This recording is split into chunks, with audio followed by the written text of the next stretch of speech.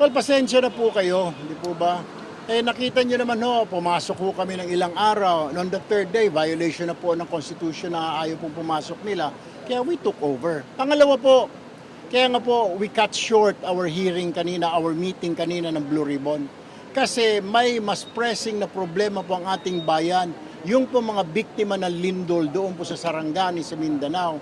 Tsaka siguro, santabi muna natin itong Blue Ribbon na ito ng mga accountability. Pag-usapan muna natin, let's join forces. Kayo po sa minority, sumama po kayo sa amin para pag-usapan po natin, anytime po, paano po tayo makatutulong doon sa mga tinamaan po ng lindol, sa mga biktima po. Kailangan po, we have to come up. Billions po ang kailangan. Nakita nyo naman po ang damage, sobra. Kailangan po natin mag-allocate ng funds. Kailangan po namin pag-usapan saan po natin kukunin ito.